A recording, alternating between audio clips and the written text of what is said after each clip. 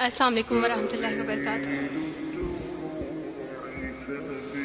उम्मीद करती हूँ आप सब बहन भाई खैरियत से होंगे और अल्लाह ताला हम सब के रोज़े हमारे अमाल को कबूल फरमाए। मैं ना बड़ी रोतलू हूँ तो इसलिए मेरी आवाज़ शुरू में ही रोने वाली हो जाती है। हाँ, मैं वही इंसान हूँ जो वारिस मामू के लिए बस दुआएँ करती थी, लेकिन मैं अभी पीछे एक बच्ची को बता रही थी कि वारिस मामू अपनी झोली उठा के रातों को दुआएं करते होते थे कि चांद इस्लाम कबूल कर ले। तो दुआएं कभी रद्द नहीं जाती, वो दुआएं जो अल्लाह से मांगी जाती हैं वो दुआएं कभी रद्द नहीं जाती। मैंने अपनी 25 साल ज़िंदगी जो थी वो क्रिश्चियनिटी में अच्छी खासी प्रीचिंग में गुजारी। मैं चर्च में प्रीच करती थी, कलाम पेश करती थी। एक आप कह लें कि कट्टर मसीही थी मैं, और ऐसी मसीही थी जो वारिस मामू को यानी बोलने नहीं देती थी फैमिली में। जब मुझे पता चलता था कि आज वारिस मामू फलां फैमिली में विज़िट करके गए हैं, मैं उस घर में पहुंच जाती थी। इससे पहले कि वारिस मामू की बातें उनके ज़हन पे असर करें, मुझे खुदा का कलाम पेश करना है, उनके घर पे जाके दुआ करनी है ताकि शैतान अपना काम ना करे। बिकॉज मेरे नज़दीक वारिस मामू जो काम कर रहे थे वो शैतान का काम था, क्योंकि वो खुदावंद से दूर कर रहे थे मेरे लोगों को।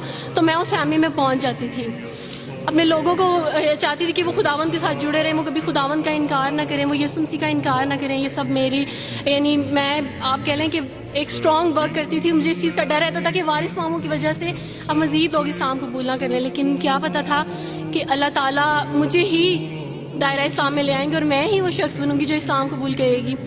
CSS कर रही थी, मैंने BA कंप्लीट किया अपना, और उसके बाद मैं CSS कर रही थी। उसके दौरान अल्लाह ताला ने मुझे ये तौफीक दी कि स्टडी ऑफ डिफरेंट रिलीजियंस की किताब पढ़ने के दौरान ये सब्जेक्ट जब मैं पढ़ी थी तो मुझे पता चला कि इस्लाम ही खूबसूरत मज़हब है। अच्छा, आप यकीन जाने वारिस मामू रमज़ान में कुरान पाक डिस्ट्रीब्यूट करते थे और राशन देते थे। तो मेरे भाई के एक जहाँ ड्यूटी करते हैं वहाँ एक अंकल थे, गार्ड थे, उनके लिए कुरान पाक लेके इनसे रखा हुआ था और राशन भी लेके रखा हुआ था। और मैं उस कुरान पाक को ना छुपा छुपा के अपनी सेफ में रखती थी और डरती थी कि किसी दिन मैं इसको खोल ना लूँ। अक्सर एक दो दफ़ा पकड़ा कि खोल के देखूँ तो सही, कोई ना कोई गलती तो होगी ना इस कुरान में भी। ये तो बड़ी बातें करते हैं बाइबल के बारे में, कुछ ना कुछ तो होगा। लेकिन अब यकीन जाने एक डर था कि जिस दिन मैंने इस कुरान को पढ़ा मैं इस कुरान को अपना दिल दे बैठूंगी। और वही हुआ कि जब मैंने कुरान पढ़ा तो मैं इस पर ईमान लाए बगैर नहीं रह सकी। एक रात वारिस मामू को कॉल की और उनसे कहा कि 2 बजे का लगभग टाइम था, और इनसे कहा कि वारिस मामू मुझे आपसे ज़रूरी बात करनी है। तो इन्होंने कहा कि क्या बात है बेटी, कोई ज़िंदगी मौत की बात है? तो मैंने कहा कि ऐसे ही समझ लें, मैं रो रही थी। तो इन्होंने कहा कि सब खैरियत है। तो मैंने इनसे कहा कि बस बगैर कुछ कहे आप मुझे कलमा पढ़ा दें वारिस मामू। और वारिस मामू और मैं बिल्कुल खामोश थे। यानी वारिस मामू कहते हैं कि उस वक्त मुझे लगा कि जैसे मेरा दिल फट जाएगा। मुझे यकीन नहीं आ रहा था अपने कानों पे कि वो जो सबसे बड़ी रुकावट थी वो मुझे खुद कह गया कि मुझे कलमा पढ़ा दें। और मैंने इनसे 5 मिनट का यानी स्पेस ली कॉल पे, और 5 मिनट में मैंने दुआ की। लेकिन उसके बाद मैंने कहा कि अगर मैं हक पे हूँ, सच पे हूँ, तो बस फिर खुदावंद इसको हो लेने दे। और वही हुआ, मैंने इस्लाम कबूल किया और सोचा था कि CSS कंप्लीट करने के बाद फैमिली में अनाउंस करूँगी। लेकिन अल्लाह ताला ने कुछ और मंसूबे बनाए होते हैं, इंसान के कुछ और मंसूबे होते हैं। आप यकीन जाने मेरी फैमिली को जल्दी पता चल गया।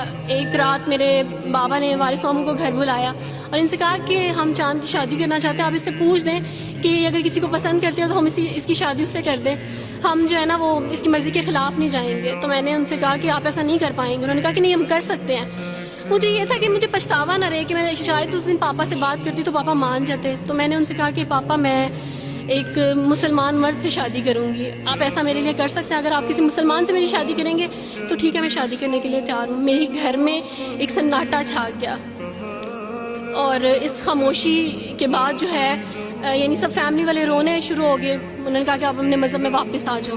लेकिन ये है कि मैं दीन इस्लाम कबूल कर चुकी थी। आप यकीन जाने जिस तरह लोग मुख्तलिफ हैं उसी तरह उनके मसाइल भी मुख्तलिफ हैं। मुझे मेंटली बेइंतहा टॉर्चर किया गया। मेंटली मुझे यानी इस चीज़ का एहसास दिलवाया गया कि मामा पापा रोते हैं। मेरे पापा ने आप यकीन जाने खुद को फांसी लगाने की कोशिश की मेरी आंखों के सामने। मेरी मामा ने खुद पे पेट्रोल डाल दिया और खुद को जलाने की कोशिश की मेरी आंखों के सामने। और मैं अपने रूम में बैठी ये कहती थी कि अल्लाह अगर मैं हक पे हूँ ना तो मेरी फैमिली को कुछ नहीं होना चाहिए। फिर बहरहाल मुझे मेरी फैमिली से निकाल दिया गया, ये इस डर से कि मेरी वजह से दूसरे बहन भाई भी इस राह पे ना चले जाएं। और वारिस मामू को बुला के मुझे घर भेज दिया गया, उनके घर भेज दिया गया।